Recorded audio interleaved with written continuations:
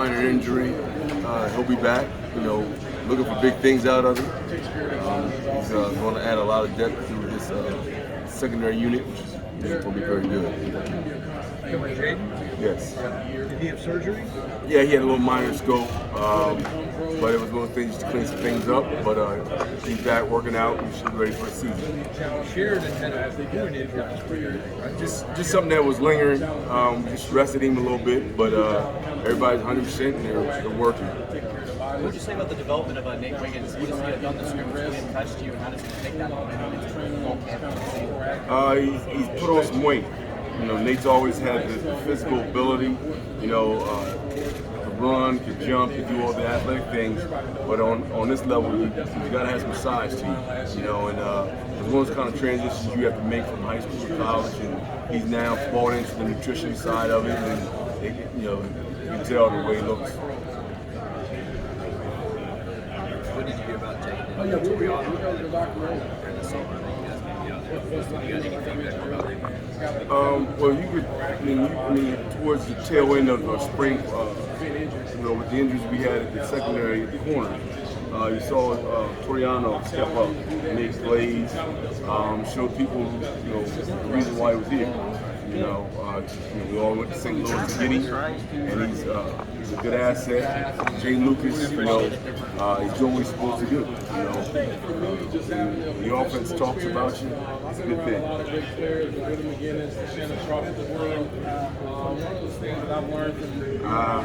Yeah. We're going to put the best 11 out there, and if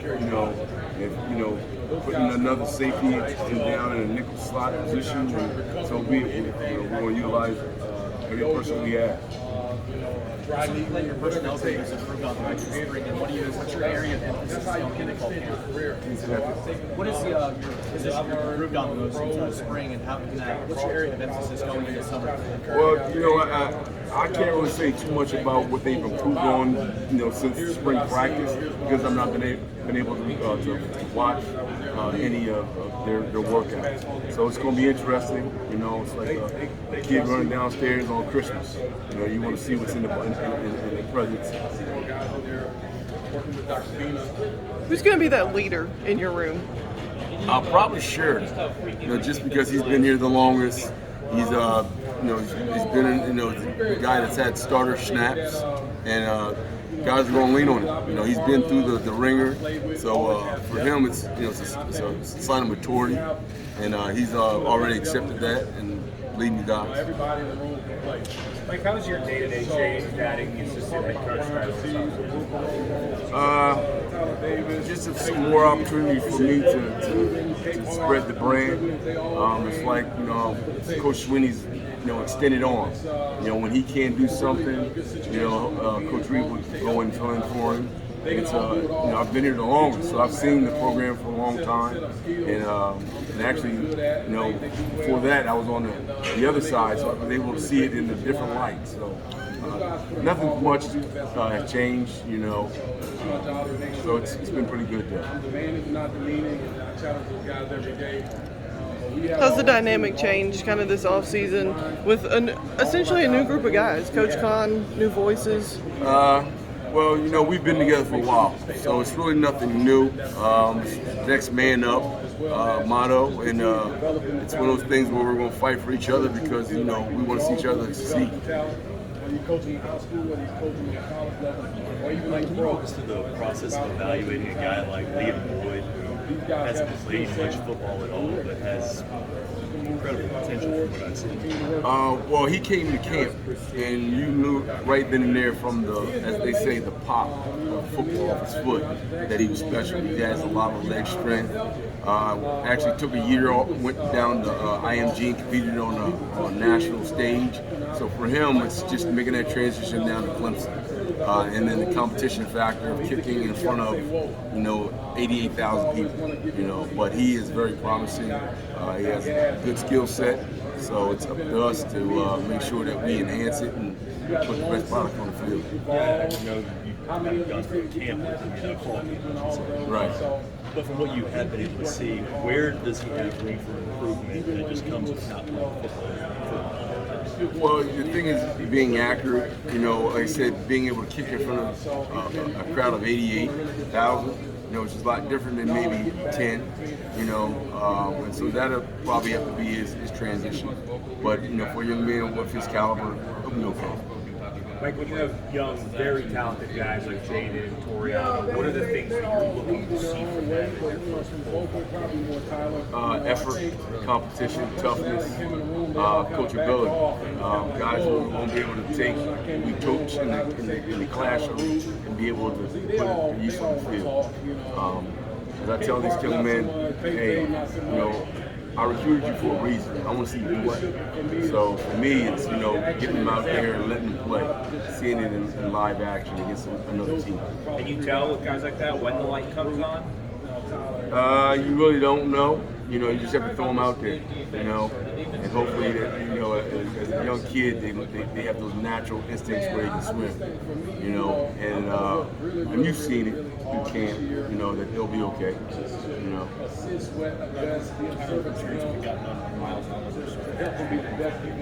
The kid is fast.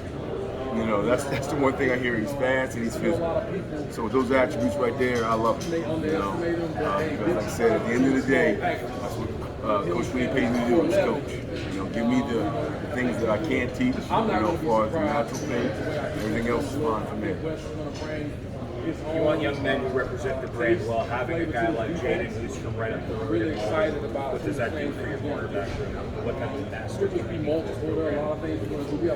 one, it gives the young kids in his community, you know, a sense that, you know, if Jaden can do it, I can do it, you know, and you want to be able to play with in-state play. You know, you don't want to have to go and recruit all over the place for the guys. You know, you want to be able to recruit your hometown kid and let his ability of, you know, what he did in high school, you know, come to college with him. He's going to put our guys in a position to stay.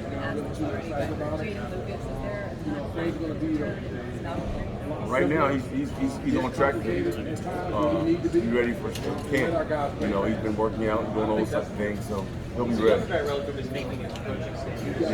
mean, that speaks to a guy that. Fred Davis came in highly recruited. You know, what did you see from him in the spring, and what's he got to do to see the field?